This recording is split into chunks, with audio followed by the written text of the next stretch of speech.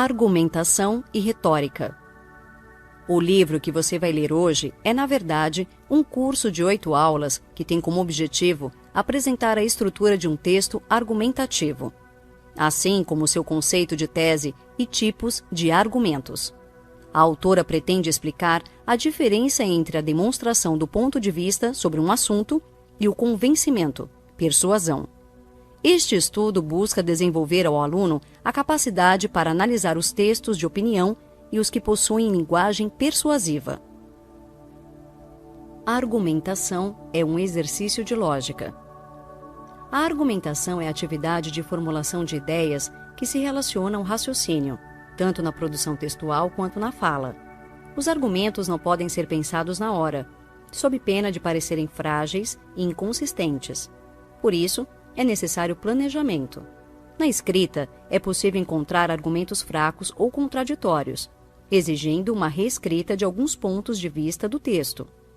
Confira a ordem da argumentação abaixo. Argumentação escrita, igual raciocínio mais produção textual. Argumentação oral, igual raciocínio mais produção textual mais fala. Importante ressaltar que, inerente ao raciocínio, existe uma hierarquia entre tese e argumentos. A tese aparece primeiro, gerando a necessidade de enumeração dos argumentos que a sustentam.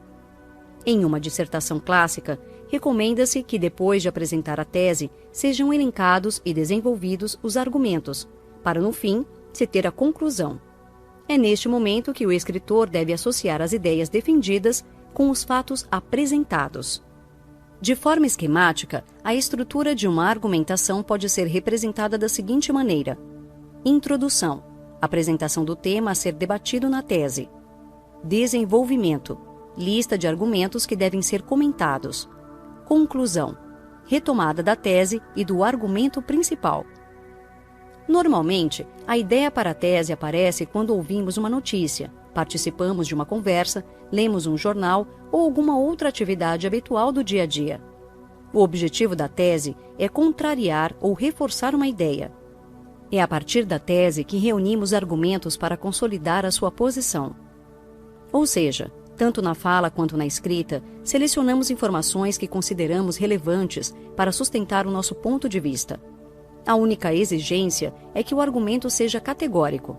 Para exemplificar, a autora mostra 2 citações. 1.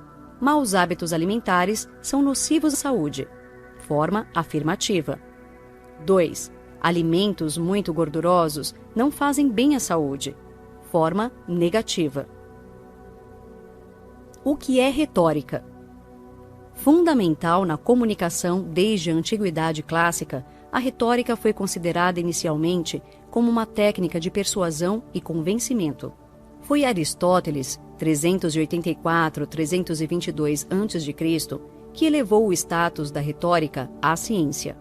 Contudo, entretanto, nos séculos XVI e XIX, ela passou por um período de decadência, já que nesta época a racionalização por demonstração pura e simples estava em alta.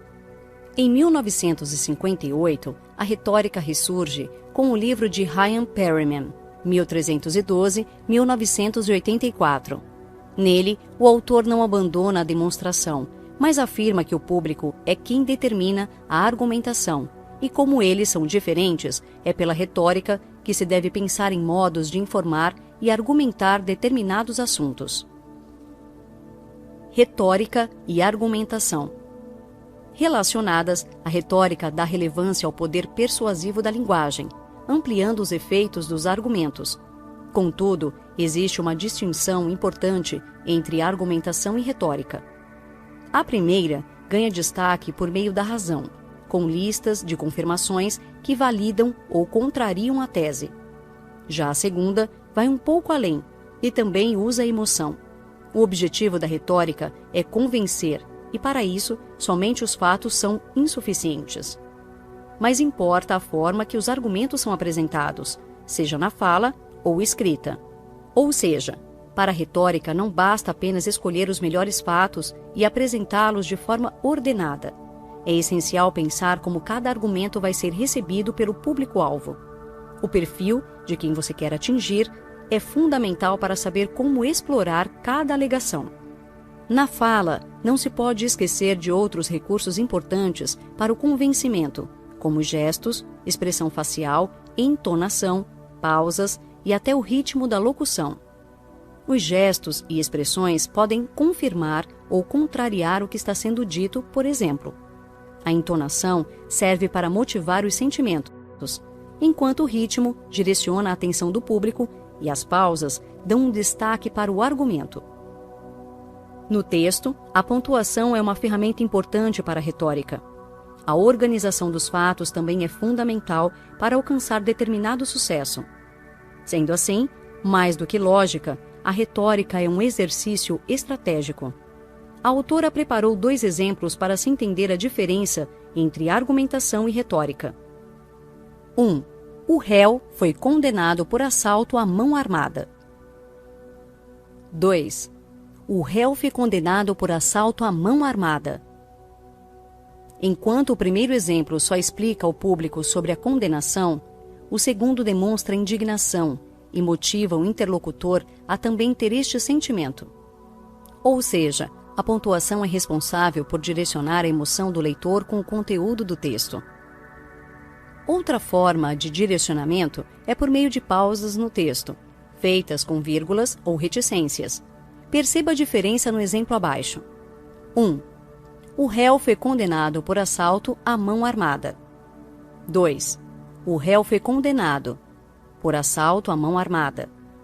3. O réu foi condenado por assalto à mão armada. Elementos do texto argumentativo. Tese: posicionamento ou opinião acerca de um assunto, com argumentações positivas ou negativas claras. A tese não admite dúvidas. Evite termos como talvez e possivelmente. A utilização correta dos verbos oferece ao leitor uma maior segurança no argumento exposto. Apresente sua posição sobre o assunto logo no início do primeiro parágrafo. Antítese e senso comum. A antítese é a junção de elementos que ajudam a elucidar seu significado, ou seja, é a ideia que se opõe à tese defendida. Ela é importante para prevenir falhas na argumentação e as tornar mais fortes e consistentes. Para descobrir a principal antítese da sua tese, basta consultar o senso comum sobre o assunto. Argumentos. Aqui importa mais a qualidade dos fatos do que a quantidade, especialmente na hora de superar o problema apontado pela antítese. Relatores, elementos retóricos e construção de sentidos. A construção do sentido e o convencimento do leitor, em um exercício que conta com argumentação e retórica, depende essencialmente do uso de relatores e elementos retóricos. Estes são detalhes que aprimoram a eficácia da tese e dos argumentos apresentados no texto. Eles também demonstram que há várias maneiras de escrever ou dizer alguma coisa. Relatores. Palavras responsáveis por unir palavras e períodos dentro do texto. Na retórica, os relatores também têm a função de relacionar as ideias e transformar o texto em um conjunto coeso, além de estabelecer as relações que o autor quer que o leitor aprenda. Conheça alguns tipos de relatores. Causa ou agente. Eles são informados no texto para assegurar que as relações sejam previamente estabelecidas. Isso significa que a tese pode assumir o papel de defesa ou acusação, fazendo com que o leitor adote a posição apresentada pelo autor. Hipótese e anterioridade. Estes relatores são responsáveis por formar uma ideia verossímil e lógica. Não precisa ser verdadeira, e sim convincente e aceita pelo locutor. Outra função da hipótese é a anterioridade, que estabelece uma relação ao juntar 2 fatos. A ordenação dos argumentos facilita o processo de convencimento pelo raciocínio lógico. Elementos retóricos.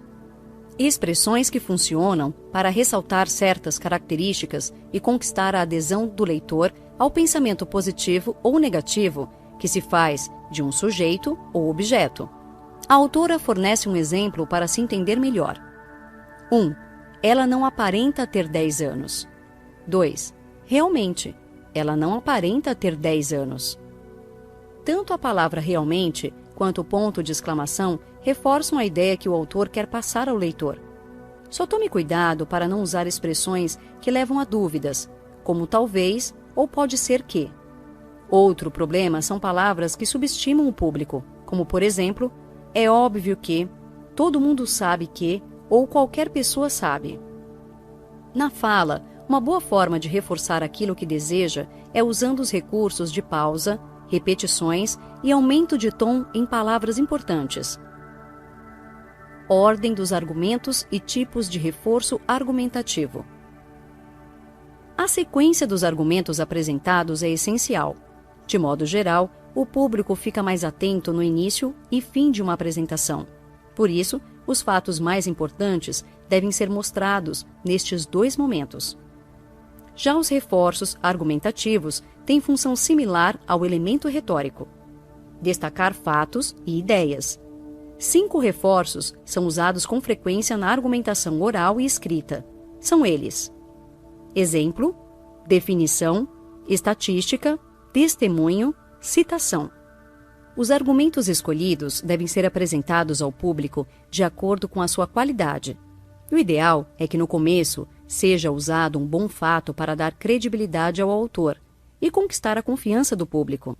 A partir daí, os argumentos precisam ser apresentados de forma progressiva, ou seja, do menos para o mais importante. O último fato deve ser o melhor, para poder provar de modo incontestável a tese defendida. Como é impossível reunir somente argumentos fortes, é interessante citar os fracos em conjunto. Assim, você tem mais chance de impressionar o leitor, ou ouvinte. Também não encha um fato de justificativas. Esta atitude gera desconfiança do público. Por fim, depois de iniciar o texto ou fala com um bom argumento, o autor deve mencionar fatos que possam responder às dúvidas ou ideias contrárias, antíteses, que a plateia pode levantar em relação à tese apresentada. Tipos de reforço argumentativo. Existem reforços apropriados à argumentação, seja na fala ou escrita. Muitas vezes é o público ou o assunto que define qual deve ser utilizado. Exemplo: facilitam a compreensão do público e a adesão à tese defendida. Boa parte dos exemplos são tiradas de situações rotineiras, especialmente as que têm grande repercussão na mídia. Temas polêmicos e contraditórios devem ser evitados, já que normalmente atraem um público muito específico. Definição. Diferente do exemplo, a definição não é uma escolha, e sim uma necessidade. Ela é uma exigência quando há termos complicados, ou o assunto da tese não é conhecido pelo público. Estatística. A sua principal função é racionalizar o exercício argumentativo. O principal cuidado com este reforço é a credibilidade da fonte. Quando inserida no texto, é melhor que a estatística seja apresentada em gráficos ou ilustrações para não tornar a escrita confusa. Testemunho. É uma opinião que atesta a tese. Vivência e experiência são as principais palavras neste tipo de reforço que geralmente são representados pelo discurso direto para preservar aquilo que é dito. Esta é uma forma de mostrar ao público que a tese defendida tem outros adeptos além do autor. Citação. Similar ao testemunho. Sua diferença é que a citação é subjetiva. Ao contrário do testemunho, que é mais pessoal e emocional, este reforço privilegia a objetividade e racionalidade com a transcrição de textos, livros e etc. Tipos de argumento. O esboço da argumentação é a etapa que garante a versão final de um texto ou mesmo de uma fala coerente. Nele, há 2 processos privilegiados durante a seleção e a expressão dos argumentos. 1. Escolha dos fatos. O autor começa juntando todos os fatos que considera razoáveis ou muito importantes para defender sua tese. Depois, acontecem os cortes e os acréscimos. De modo geral, é neste processo que o autor ensaia o momento em que seu raciocínio vai se confrontar com as ideologias e expectativas do público. 2. Formatação dos argumentos. O segundo processo exige um pouco mais de cuidado, já que é aqui que os argumentos se concretizam e tomam forma a partir do modo como é formulado. Enquanto na escolha dos fatos você pode listá-los, agora é necessário dar a eles uma redação apropriada, explorando todo o seu potencial. Nesta fase, é essencial que você saiba e aplique as técnicas de argumentação e retórica. 3. Argumento causal. Usado para estabelecer a relação de causa e efeito. Este argumento associa fatos para apresentar a causa de determinada ação ou processo. 4. Argumento consecutivo. Este argumento dá relevância à consequência provocada por uma ação. Ele exige o estabelecimento de uma reação entre causa e efeito. Assim como a ordem prioriza informações, ela é essencial neste tipo de argumento, com a consequência sendo apresentada primeiro. 5. Argumento empírico. Este argumento exige cuidado, pois pode fragilizar a argumentação. Isso ocorre porque este fato não está obrigatoriamente relacionado a constatações muito apuradas. Afinal, para ele só basta a experiência cotidiana, como situações pessoais e burburinho da mídia. 6. Argumento da igualdade. Um dos mais usados, este argumento associa fatos semelhantes. O principal objetivo aqui é fazer com que o fato principal seja julgado da mesma forma que o anterior. 7. Argumento da diferença. Diferente do argumento de cima, aqui o objetivo é demonstrar a diferença nas situações confrontadas, por mínima que ela seja. 8. Argumento de escolha. Ele é usado para tentar justificar o que não pode ser explicado facilmente. Este é um dos recursos mais estratégicos, apesar de privilegiar mais a armadilha do que a comprovação de algum fato para a defesa da tese apresentada. Tipos de argumentação. É importante que o efeito retórico seja levado em conta na escolha do argumento adequado. Redigir os fatos é uma tarefa estratégica e racional, mas com a intenção de afetar emocionalmente o público. 1. Argumento descritivo. Aqui o objetivo é o detalhamento para enfatizar o número de características e as destacar pela qualidade que representam. Este é um argumento muito usado em peças publicitárias e anúncios de vendas. 2. Argumento de autoridade. Este modelo se assemelha muito a dois reforços, exemplo e citação, já que aqui o autor escolhe nomes de obras, autores ou pessoas influentes na sociedade para reforçar o seu argumento. Importante ressaltar que o principal critério para a escolha é a credibilidade. Afinal, quanto mais visibilidade e fama forem associados ao elemento, mais eficaz é o argumento de autoridade. Só cuidado, não utilize este modelo em excesso ou como primeiro fato apresentado, pois descaracteriza a autoria do discurso. 3. Argumento generalizador. Como o nome já diz, ele generaliza aquilo que é específico. A ideia é iludir o público para que ele se esqueça das particularidades dos indivíduos ou situações em questão. Por isso, seu forte apelo ao senso comum. 4. Argumento da condicionalidade.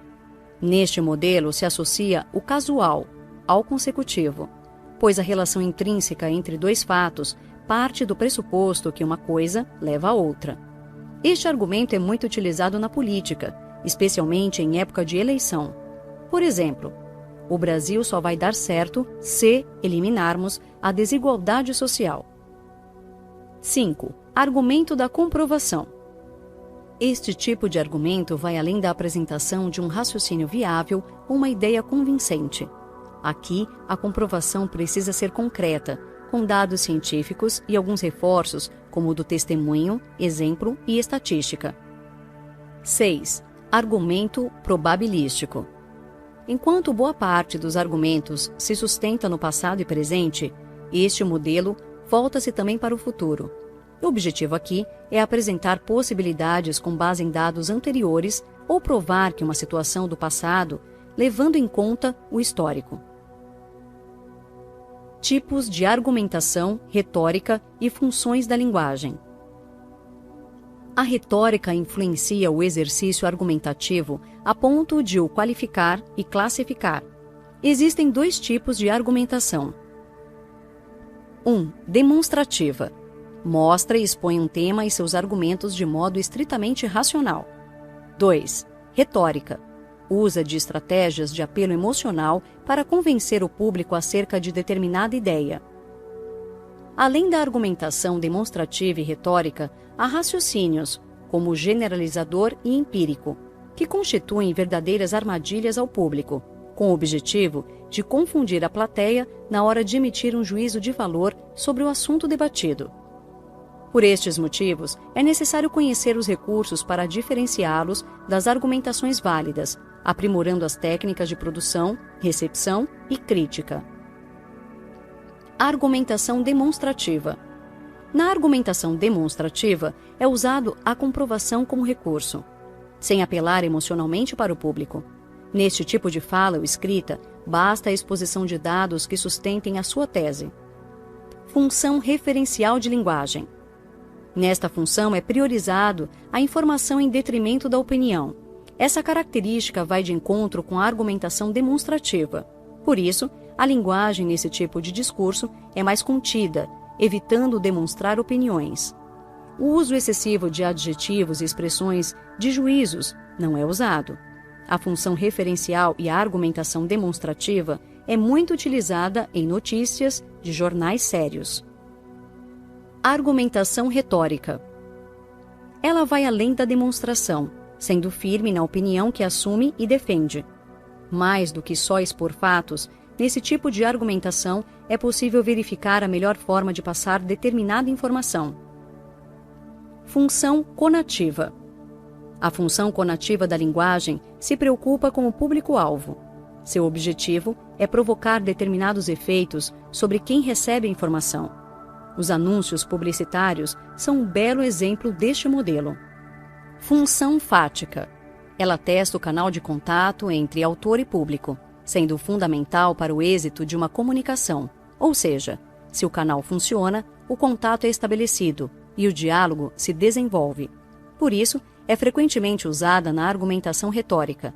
Afinal, não é possível fazer o público de aliado sem uma compreensão mínima das ideias apresentadas. A retórica e o argumento da aproximação. A aproximação é um dos principais objetivos da retórica, e isso é comprovado com a importância da utilização das funções fática e conativa da linguagem, e alguns tipos de argumentações, como o de autoridade e empírico. Um dos recursos mais usados no exercício argumentativo, em especial na ênfase retórica, é o argumento da aproximação. Nele, é necessário conhecer os anseios, expectativas e ideologia da plateia. Para isso, é ideal que o autor colete dados sobre o seu público. Armadilhas da argumentação. Uma das armadilhas mais conhecidas e usadas na fala e escrita é o sofisma, argumento aparentemente válido, mas não conclusivo. Quando não analisados de modo atento e cuidadoso, o sofisma ilude o público com os argumentos que utiliza. Normalmente, o autor sabe que o seu argumento não se sustenta e tem intenção de influenciar o locutor. O argumento generalizador é um tipo de sofisma. No campo das armadilhas, também se destaca o paralogismo. Ele se caracteriza pela defesa de um raciocínio que não se concretiza inteiramente ou não é válido. Outra armadilha é a tautologia, artifício que tenta impressionar o público com o tamanho e complexidade da ideia apresentada. O que parece grande, na verdade, é repetição. Da argumentação à retórica. Tanto na argumentação demonstrativa quanto na retórica, é essencial conhecer o público para qual a fala escrita é destinada. É o perfil da plateia que orienta o autor do discurso na hora de escolher quais termos usar, qual tipo de linguagem, termos a se usar e exemplos a serem citados ou evitados. Como o discurso do autor tem muito da sua ideologia, é fundamental que ele conheça a opinião de seu público para ir ao seu encontro. Mesmo que o objetivo seja confrontação, os argumentos devem ser entendidos pela plateia, que assim passa a considerar a tese, mesmo que antes não concordasse com ela. Qualquer problema que aconteça na comunicação entre o autor público, a falha é sempre do primeiro que produziu um enunciado refletido à sua ideologia. Por isso, o autor deve conhecer sua plateia e se moldar a ela. Aspectos pragmáticos e semânticos do texto ou da fala. O aspecto pragmático determina o contexto que orienta a produção do enunciado. Dele fazem parte a situação em que o discurso é apresentado e o público a que eles se destinam. De modo simples, a pragmática recomenda que o texto ou fala esteja em conformidade com a situação e público-alvo. No aspecto semântico, o público também tem participação decisiva. Afinal, a interpretação é um processo que depende, essencialmente, de como o locutor recebe o discurso. Como as pessoas têm vivências diferentes, assim como opiniões e costumes, cada um tem um entendimento das informações transmitidas. Planejando a fala. Antes de começar a planejar o seu discurso, é fundamental definir o seu público-alvo e entender as suas especificidades. Afinal, como já comentamos, para uma comunicação ser efetiva, é necessário que ela atenda às expectativas do locutor. Depois de levantar o perfil do seu público, é o momento de pensar quais estratégias devem ser usadas para adaptar o texto ou fala às características da plateia. Diferentemente da escrita, em que não há um interlocutor, na fala a harmonia entre o autor e o receptor é essencial. Falando a um público. Uma apresentação oral exige alguns cuidados que são dispensáveis em um texto escrito. Por exemplo, o autor precisa prestar atenção frequentemente às reações da plateia. Com esta observação, ele pode reforçar ou modificar exemplos se perceber que não está sendo bem recebido ou compreendido. Outro fator primordial em apresentações é o tempo. Elas não devem ser longas para não cansar o ouvinte. Ao mesmo tempo, não pode ser muito breve e passar a sensação de que o autor não conhece o assunto. É essencial que o autor ensaie em voz alta para ajustar alguns pontos e o tempo gasto. Notas finais. Deu para entender um pouco mais sobre o que é argumentação e retórica? Compreender o perfil do seu público, saber a diferença entre se comunicar por fala ou texto e entender como usar os argumentos e a retórica para convencer o locutor de sua tese foram as principais coisas que aprendemos hoje. Como você vai utilizar as lições no seu dia a dia? Enquanto pensa nisso, aproveite para ler outros livros relacionados com o tema.